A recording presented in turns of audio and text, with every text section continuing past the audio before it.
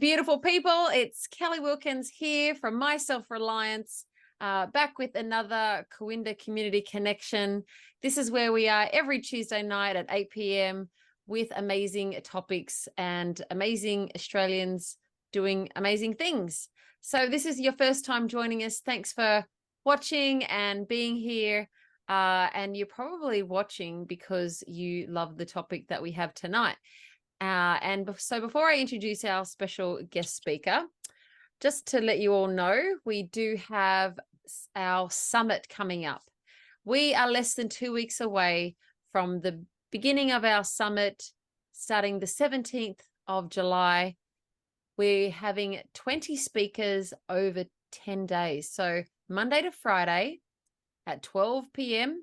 and at 8 p.m. every day, we'll be able to hear from somebody just like we do every Tuesday, but we're cramming it all into 2 weeks so that you've got topics covering gardening, finance, home education.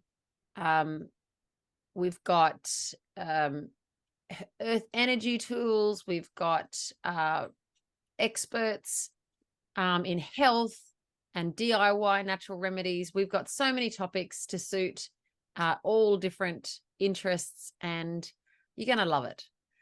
So you can get your tickets at myselfreliance.com.au, and you'll be able to see all the really great talks that we've had over the last year or so on that channel as well. We just had the most amazing canning workshop on Monday. That was fantastic with Atta, and we've been asked to do some more workshops like that in meat canning and veggie canning. So just stay tuned. There are some specials that come with your ticket for the summit. Really great stuff. So we're going to turn the time over to Sean. Let me introduce Sean to you from Country Brewer. Welcome, Sean. Thank you. How is everyone this evening? They're gonna go stay on mute. And they're gonna come on and ask you questions there.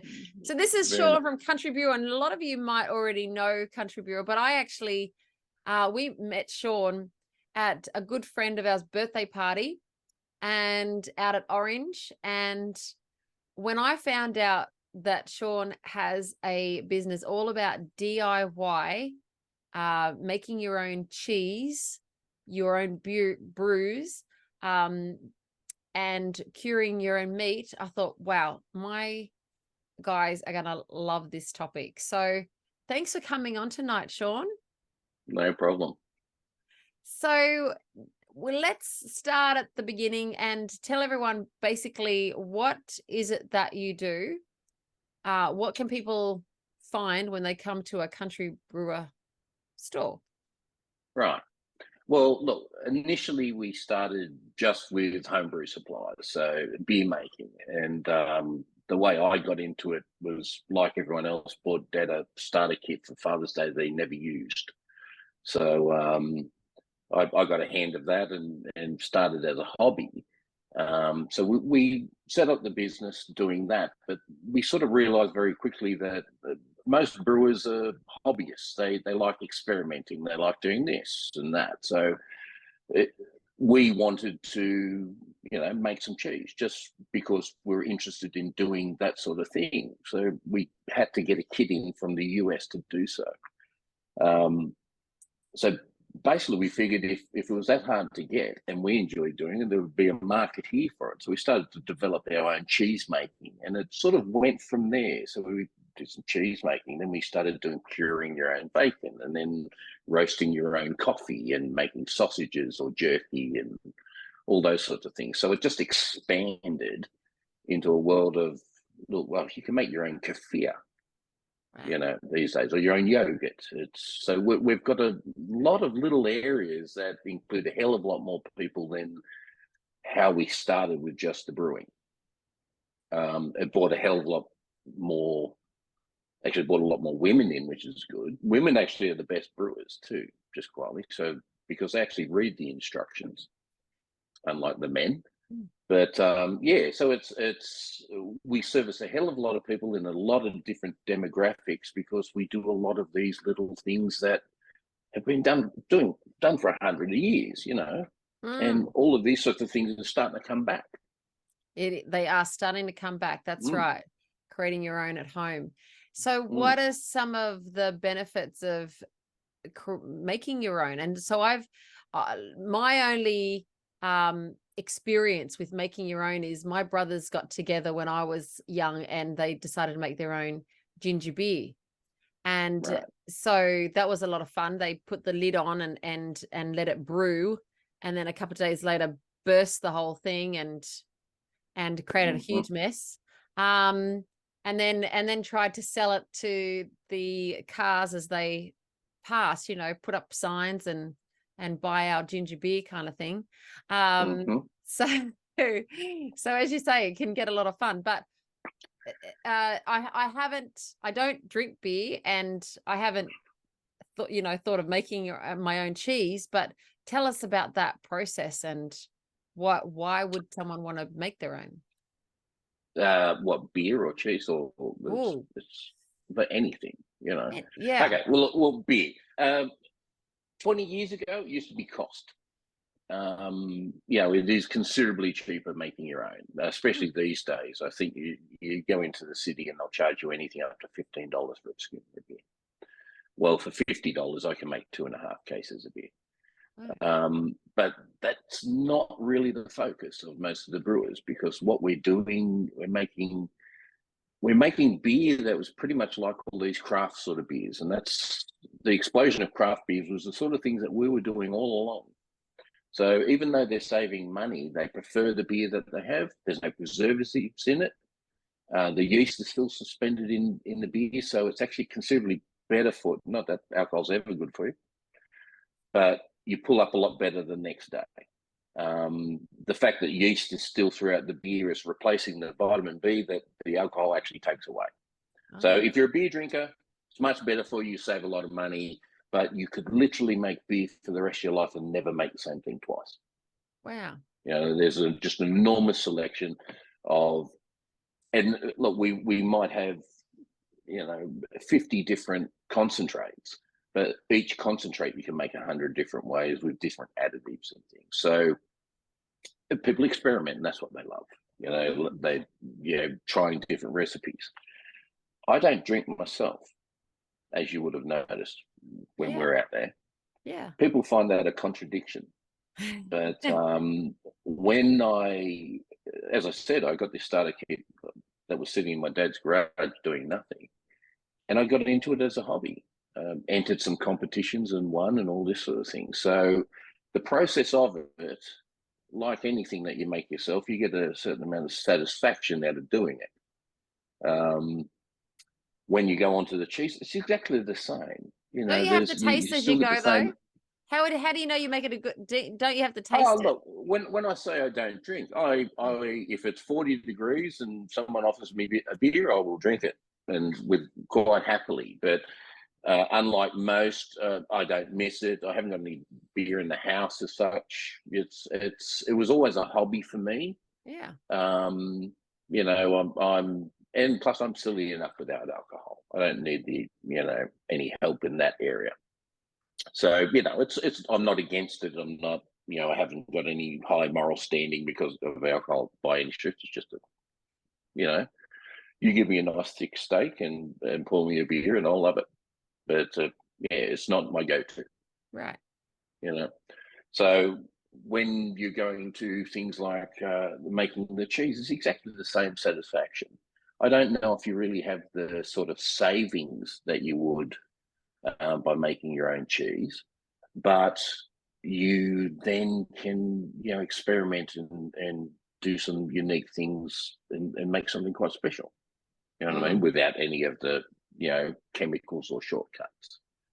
Um, the same with roasting your own coffee. We come up with a method of roasting a coffee with a popcorn maker. Wow, that's so good. And if you roast it, and you're only roasting a small amount at a time, you do that, you've never had a coffee like it. So we are of the point of view, though, there's not a lot of point doing something yourself if it's not as good or if not better. Right. So we aim at quality. You know what I mean? If it was the sake that, oh, well, look, this isn't as good, but it's half the price, we're not really interested in that sort of thing. It's you've got to have some sort of pride in what you do. Yeah, and also I guess there's help better beneficial, less preservatives. So presumably you're making your own. You know what's in it. It's going to be better for you in Yeah, the long run. yeah. Well, Less it's chemicals. better on the body, Mm, especially if you like giving it a nudge. The beer in particular, we do also have a lot of people who tend to make their own spirits. yeah. The ginger beers, the ciders, and that, or the guy who has who keeps bees and he comes in and makes mead out of his honey. Ah, It's this at the moment the season for the winemakers. So they've all had their grapes and crushed them, and so we're inundated with winemakers at the moment. But there's a lot of different sort of areas that we service that we amazing. fell into by mistake. Hmm. So so you talk about the areas then. Tell us more about the meat curing. You said bacon and sausages you Yeah, do.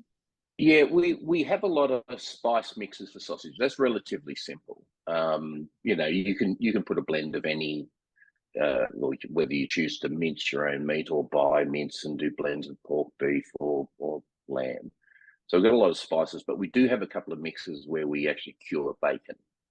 The most popular being a smoky maple mix that we developed ourselves actually, and it includes these maple syrup crystals and juniper berries and all these sorts of things. Absolutely delicious, but it's very different to what you would buy in a supermarket. That's pretty much injected and cooked and packaged and done. This is just so flavoursome.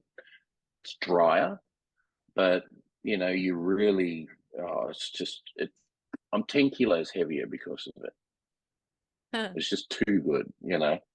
And then we also developed just a small range of jerky because, it's an accompaniment. It's to the drinkers, you might say. So a pepper or a chili or just traditional sort of jerky. So that's all we really do is that with that. Right. Apart from providing a lot of sausage skins and the things for people to make their salamis, a lot of those sorts of people have their home recipes. Like we get a lot of European people come in and they've been making their copper or their salami once a year, for the last 20 years. And so we have some of the base supplies for that.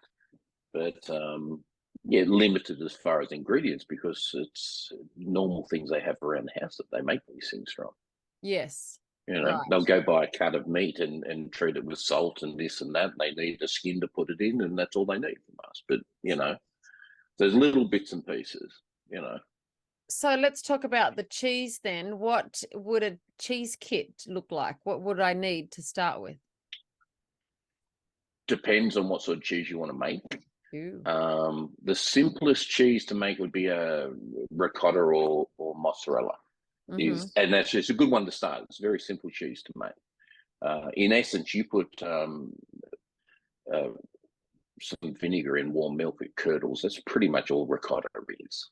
You know what I mean? So we have a small kit that just provides some rennet, the cultures, and things like the cheesecloth and things like that you need to do it. And that's a Mm-hmm. relatively simple kit around the $20 mark. We've got the premium kit, which comes with a cheese press that you can make pretty much any sort of cheese from. Um, your cheddars and your halloumis, your goudas, and all that sort of thing. And that comes with a range of different cultures and rennets and calcium chloride and salt and all the different things that you need, apart from the milk, of course. Mm. Um, and the only specialist kit outside of those two, well, we have a kit just for feta. That's delicious, great, awesome. But the only real specialist kit we have is for making camembert. Oh. And It's what I would attack last in the Mhm. cheese making world, because it's It's tricky. making yeah. Well, all cheeses sort of starts the same. You know, Mhm. you're heating your milk, you're adding your cultures, you're adding rennet, you end up with the curds. Depending on how you heat it will depend on how fine the curds up and whether you end up with a hard cheese or soft cheese.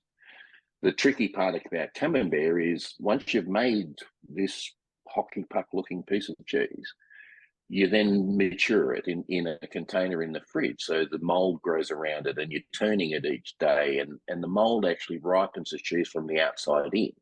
So an overripe camembert is runny on the inside. So getting that perfect is tricky, but a ton of Mm, fun. A ton ton of of fun. fun. Mm. Yeah. And so I imagine your kits come with instructions. Yes, they do, and some understand them and some don't. But the point being is like, even when we're talking about brewing or anything like that, you can buy a can of beer concentrate in a Woolworths these days to make your own. It doesn't come with the backup advice. So we are on the phone all day for people asking questions, and that's exactly what we're there for. So it's Okay. one thing selling a product, but unless, look, it's in our interest that these people make the best possible thing they can, because when they do, we can't stop them from making it. You know, so and that's how we come up with the Country Brewer. The whole name was, I wanted this, friendly country service sort of idea. Yeah. So we will stop someone from buying something if we think it's not in their interest to do so. you Hmm. know, and Real we have a personalized multi. service. Hmm. Well, yeah, and you look after your customer, and then they have ownership over the store. We have quite a good loyalty system in place, and because we're dealing with their names all the time, we end up knowing the names of 95% of the customers. It's an Lovely. enormous impact when they walk through the door and get greeted by their name, and then they Mhm. take ownership of the store. This is their store. This is their brewing community or cheese making community.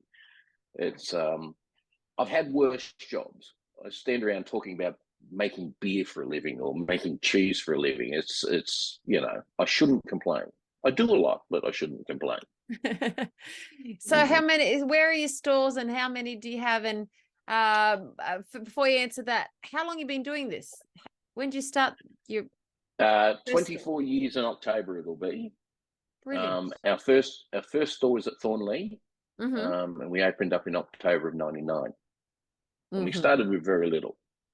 But being able to expand the whole franchise idea isn't like a normal. You're right there, darling. Yeah. So cute. Uh, yeah, isn't you're right. You want to get down? Go on. Here you go. Come and say Here hello. you go. Beautiful. Right. Now get it out of the way. Come on. Down. No. Um. Yeah. It's not a normal franchise. A normal franchise, they'll go, look, you set up under our name, and we'll take 10% of your sales. We don't do that. Mm-hmm. Um, because it's too smaller industry to take some of people's hard earned. So the only way that we earn off a franchisee is we make products, and we've developed a whole range of nice products, and we make profit on selling them wholesale. And what we sell them to that is, pretty much similar prices to what they could buy alternative products from someone else. So they're paying what they normally would. They're not paying a royalty, and we work more as a co-op, you might say, than a Nice. franchise. So, Yeah, that's a the lovely fact that model. the more that there are of us, the more goods that we can, we can get raw materials in a larger scale, and we all save money. So Mm. that's how it's set up. So we started with Thornley, come up with the franchise idea. As it stands, we now have 14.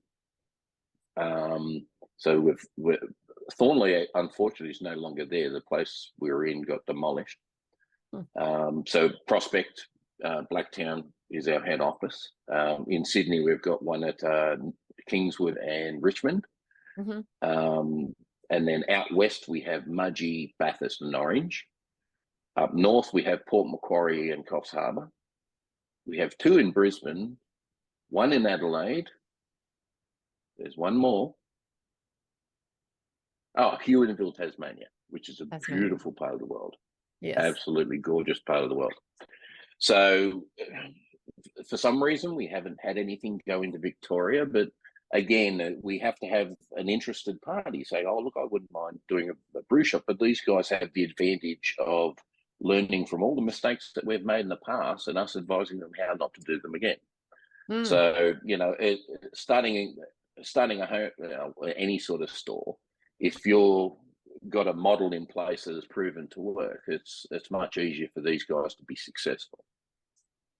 I like hearing about your model, and because I'm shouldn't say too much, I suppose, but I'm actually talking with someone in Victoria about starting a similar model, having my self-reliance branch out into different areas of Australia, and looking what that would look like. So that co-op model is a really nice model. It depends what you want to achieve from it. As I said, and I might add, there's been a lot of unscrupulous people in franchising who've taken advantage of franchisees. There's now laws in place and a code of conduct that you have to follow, which is good. The one thing we can't promise anyone that they can be profitable. We can't promise what they will earn. We can say what all the other stores are selling. So they have to enter. Any business is a risk. You know what I mean? But it's that the main difference, that whole royalty sort of thing. If you're taking a percentage of someone else's sales, creates animosity every month that they have to pay that. If they're buying a stock off you that they're reselling, it doesn't seem like to them that they're doing it. And then I might add, 4 of those stores are company-owned stores. So, we have added benefit from retailing ourselves. And we do a little bit of contract work for other people. We do make some, clean skin cans and things like that. So it's even in the quiet times, which is quite quiet now, unfortunately, all our customers have mortgages. There's still plenty to do all the time. So you run workshops out of, or no, not you, but the franchisees. Some of those I've seen on your website. A lot of them, activities. yeah, a lot of them do. As I said, with our loyalty system, it's sort of it creates a bit of community. So a lot of them will have not necessarily a workshop, but a club where they meet regularly. They might meet even once a month, and they get together. They talk about this, that, whatever else. Some do classes, but that's very difficult, because our customer base is at so many different levels. And it's once they get into it, someone who is starting out, never made anything in their life, we're one-to-one with all the time. So doing a formal class, we're selling them the product. We explain how it works. And it's almost, we joke about saying, look, with every starter kit, you get 5 phone calls, They will be on the phone. We say there's no such thing as a dumb question. So they're stepped through the initial thing, like anything you do for the first time, you're all thumbs. Yes. And then very quickly, it's making beer. Sorry, I keep on going back to beer. Yeah. But making beer is about as difficult as making a cup of coffee. Right. And the biggest secret to it all is, apart from good ingredients, is sterilizing. So if you do that, you will end up with a result. Yeah. Like, you obviously, your followers do a lot of preserving too, I would imagine. And fermentation, and so it's following the same process. For a long time, we were agents for Fowler's Vicola.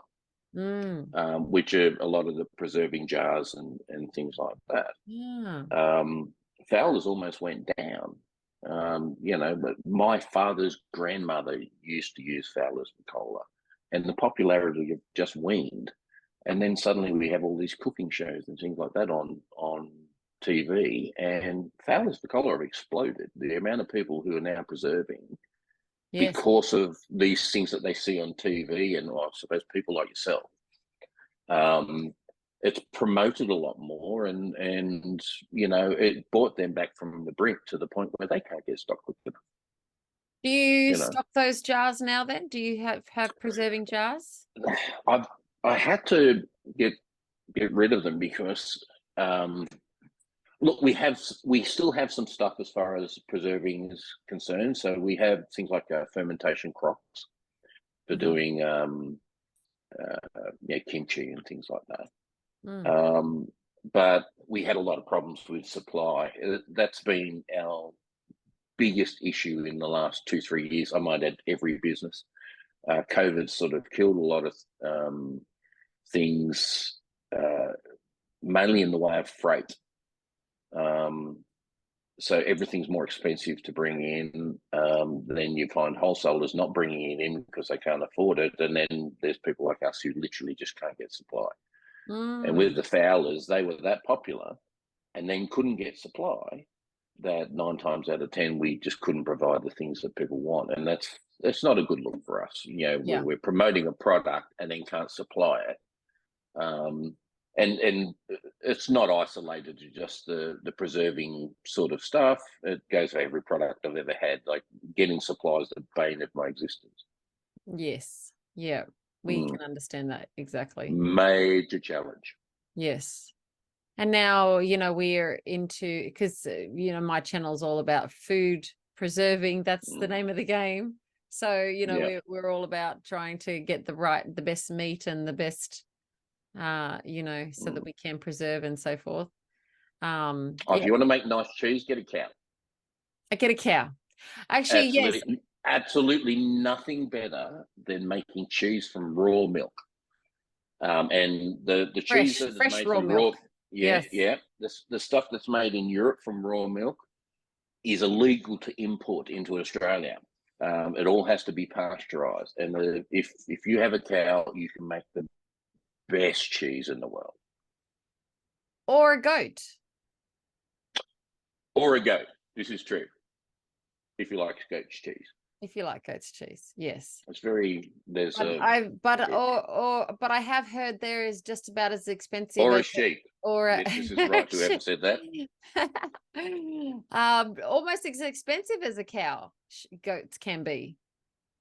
Yeah. Are they? I've never bought a cow to know how much they cost. No, well, depends on how old they are, but you have to have the right land, and also they need to be able to be milked, don't they? So yeah, apparently one's not enough. It's not the sort of thing that you would have. Yeah, it's not the sort of thing you can have in suburban Sydney. Ultimately, yeah, unfortunately, maybe you can have a goat though. Yeah, maybe on less acres you could have a goat. Yeah, that'd be the way to go. Or a sheep, as your follower said. Sheep. I haven't tried milking a sheep. Sheep's milk cheese is delicious. Really? It's absolutely fantastic. I love sheep's milk cheese. Very different consistency. I like it. Very good. Very good. Well, that's the way to go. So then, what was funny, and we'll tell everyone. So we met at Orange and you're from Sydney and I'm from Sydney, and we met at Orange at a birthday party, and then we exchanged numbers, and 2 or maybe 3 weeks went by, and we met again at a music gig. I went to a ball, I guess you could say ball, a gala. What is it? It's a networking ball. And and there you are up on the stage playing your guitar, and look at all your beautiful guitars in the background. So yes. Am I going to stretch the friendship if I get you to play something? Is that too much? Well, they're all bass. I played bass guitar, so I could pick up one and you wouldn't hear anything. Oh, yes, you need them. But they do look. You're right. They look cool. They do look cool. That's my favourite wall. Yes. And actually, it's a bit of a joke in the family. Once you play bass, no bass player has one bass. It's just not a thing. And my dad asked me how many guitars, and I couldn't answer him how many I own, because this is just the ones hanging on the wall. Right. So the ones I actually play at gigs, I've got 2 different guitars I use for there. They're not there. But yeah. Anyway, well, I made that one. It's a bit like the cheese, isn't it? You don't stop at one type. You got to try them all. Absolutely. Absolutely. Yeah. Everyone's got to have a hobby. Yeah, I just fantastic. seem to have a lot of them. Awesome. Ah, see, bass players win. Yes. Double bass. Ooh. Your brother is a good bloke, whoever that is. Keeper. Mm, Fantastic. mm. Do we have That was any me. questions? Do you want to ask a Was you? question, Andrew? No, I was just saying it was my brother that's got the double bass. Ah, Fantastic. good man. Yeah. Good Good man. hobbies. Good hobbies. Good all round hobbies to play while you're eating the cheese and sipping on a beer. Mm-hmm. Yeah. Good days. Yeah, Yeah. absolutely. Invite you around in summertime. I love that idea that you can have a kit and make that journey a lot easier, that transition to how do you do it, because that is the single thing that stops people from actually getting started is, that learning curve.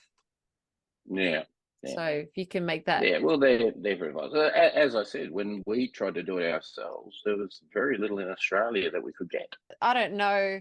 I've never come across another company like yours that does what you do. So do you have much competition out there for what? There is, but we are very different than everyone else. Because we're the only company that has ever franchised a homebrew network. And I think we've got the largest chain in the world of homebrew stores. There's no other brand out there that has 15 different stores elsewhere. They tend to be single, well, mum and dad type brewers, and they set up because they go, oh, it'd be nice to do your hobby for a living. The sort of people that do it when they semi-retire. So they don't really approach it that professionally. Because we've developed so many of our own products, when you walk into one of our stores, it looks very different to just a Joe Blow home brew store. And there's plenty of these other stores out there. There'd be, a dozen different brew stores in Sydney. But we're quite unique because the products we make are exclusive for the franchisees. So they're the only place that you can get them. Well, now you've got your online as well.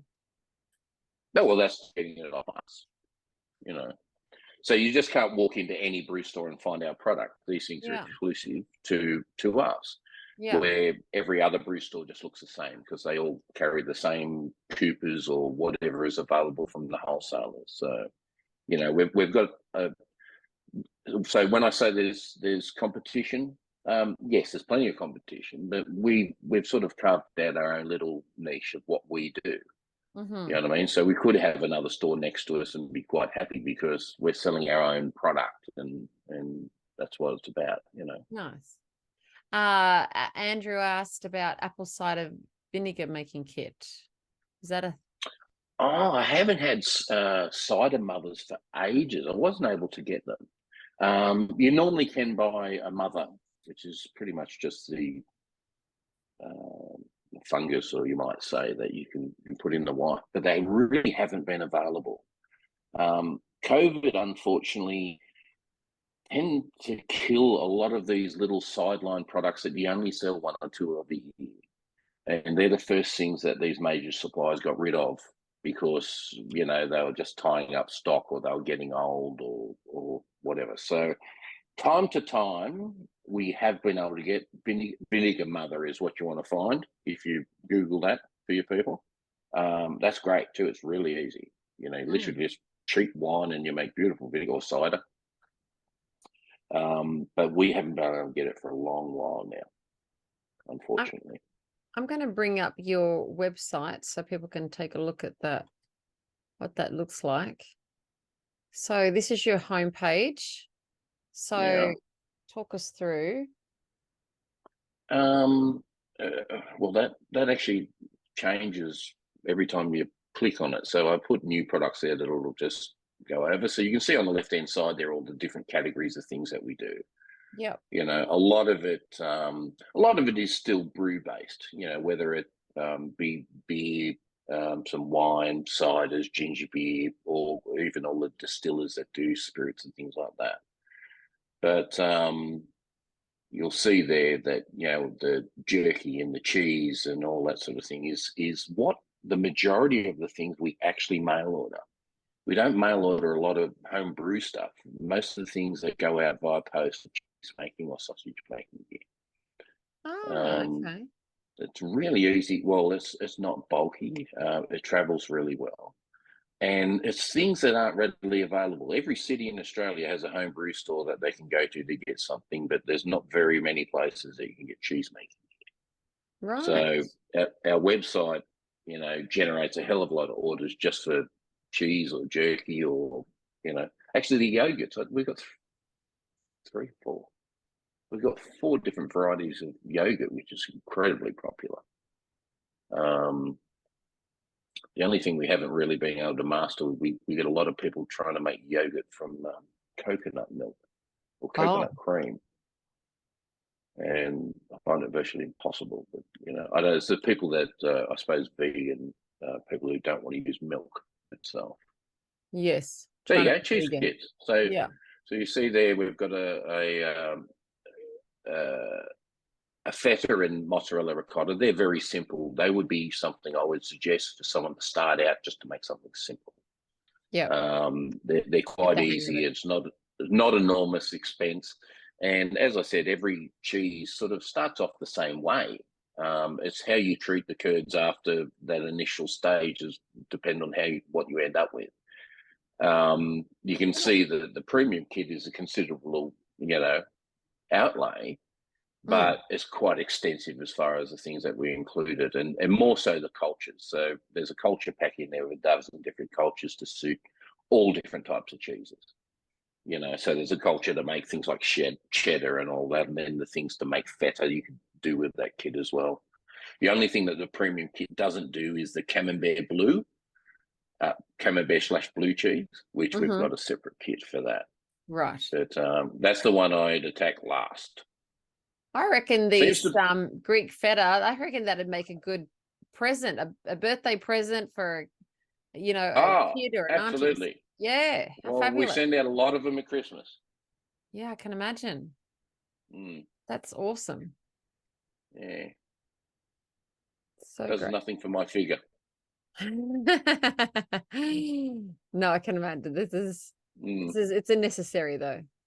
Yeah, it's a necessary evil. It's true. Let's have a look at the jerky. You got the jerky rubs. Ah, very good. Yeah. Yeah. So we've got just a barbecue rub that one of our franchisees developed. His nickname is Digger. So we decided to name our whole range after him. And we've always had just the 3 varieties, you know, original teriyaki, the chili, just I can't handle, but the chili lovers love it. And pepper and garlic, which is just absolute winner.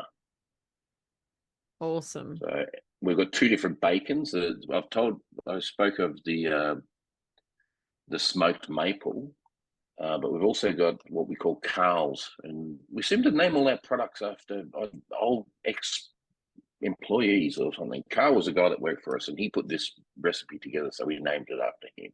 Oh, fantastic! And that's Carl's spicy bacon. So yeah, my kids love spicy and hot. I'd go for that. Yeah, that's awesome. That's awesome. We can get excited about that. That's right. Well, have a play around with the website, everyone. It's countrybrewer.com.au, and you can go in there or have a look at the stores or franchisee opportunities. So if that's a thing for you, then you might want to check those out. And if I click on one of these stores, which one should I click on? What's your favorite store? Oh, are you allowed to say that? Oh, no, I'm not allowed to say that. But anyway, Tamina, poor Mina, yes, is at Coffs Harbour. Let's go to that one. And there we go. That's Matt and Laurie. So a lot of these stores end up family run. Well, actually, we're all family run. Look, my mum and dad are almost 80, and they come in every Monday to help sugars and things like that. Mm, So each of the individual stores end up, a family-run business. Now they've just celebrated their 10th birthday, fantastic. and they're now one of the high-selling stores in the whole network. That's They're very happy. I think they used to work in caravans or Good Guys or something, and now he just gets to talk about beer all day. He's loving it. he's Paul Corey, he's loving it. That's awesome. Mm. It's a really great way to bring the locals together too, if you're in rural Australia. So Yeah. awesome. Well, beautiful. I have loved finding out about DIY beer and cheese and meats. I'm sure if you've got any questions, I'll put the links in where you find the recordings and send those out. But can't wait to try some of those cheeses and get in there and do some ourselves, and then head on over to a gig where you're playing, Sean.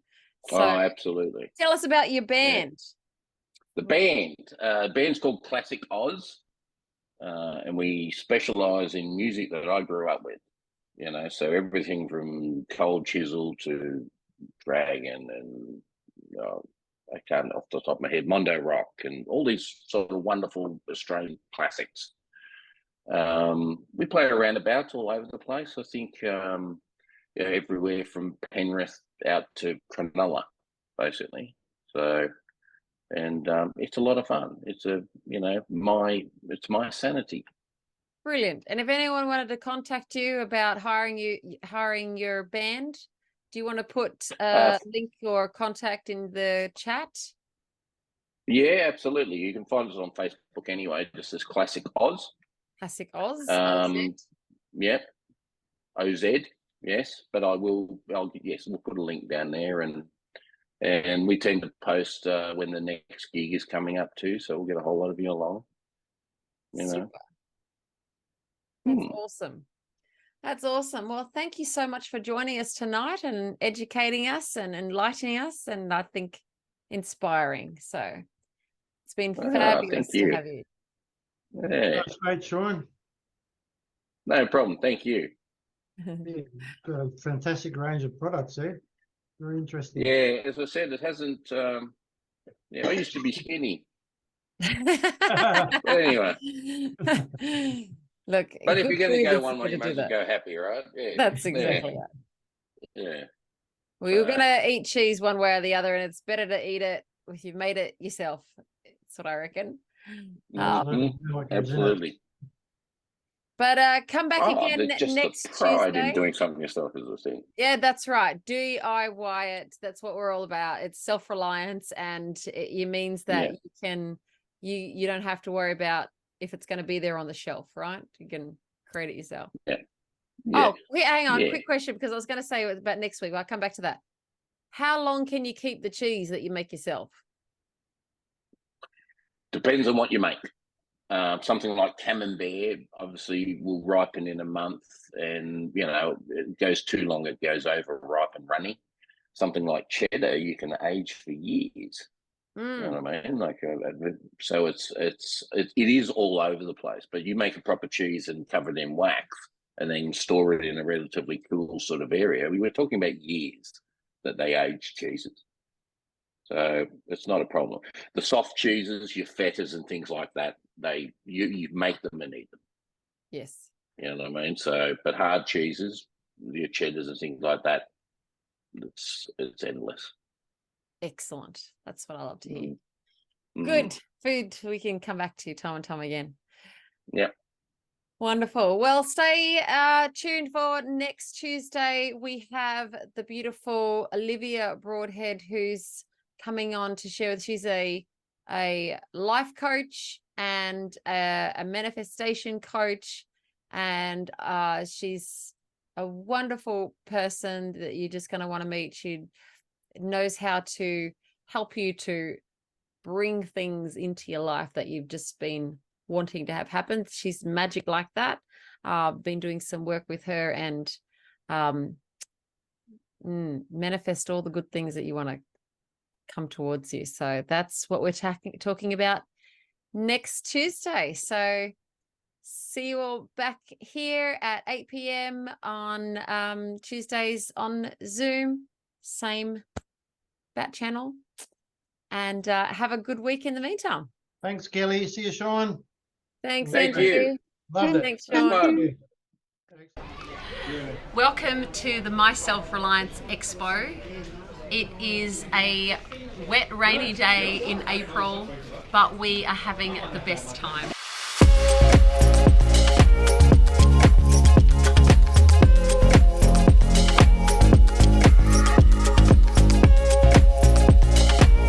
We're just doing the chocolate wheel. Actually, no chocolate prizes, but spin the wheel for $1. Win prize up to $50. Fantastic. All benefits going to My Self-Reliance. And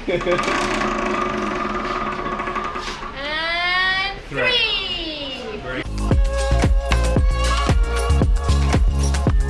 We have taken the best of the speakers that we have on our Coinda Community Connections every Tuesday night, and we've brought them all together in this one place where people can experience all the good things that people have been sharing with us about. Ladies, and I have a little gift for each of you.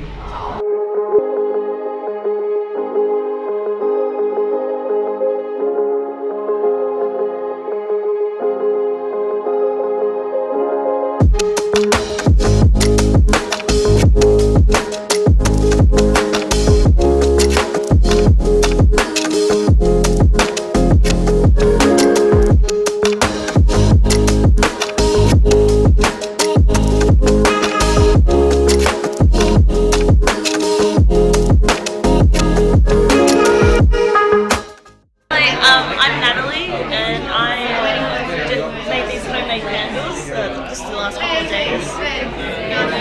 It is an absolute winner of the day, despite the rain.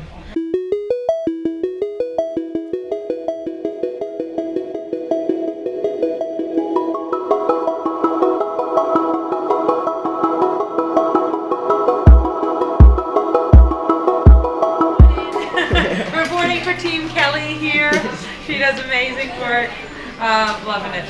This is just the beginning for My Self-Reliance and bringing community together, because we're all about learning, education, workshops, highlighting people's skills and talents so that we can all learn from each other and cooperate in a way that, you know, we maybe haven't seen before. And certainly people who didn't think that they had skills to share are really shining in this space. So we're going to go from the expo. July we'll have a summit, so that'll be 20 speakers over 10 days, and then come spring in October we're actually going to do a 2-day festival. So that will be another opportunity to bring people out to the sunshine and get amongst it and really envelop it all over 2 days. So we're so thrilled that you can be here and enjoy the fun. And if you missed it, we hope that you come again to the next one. We look forward to seeing you. Thanks so much.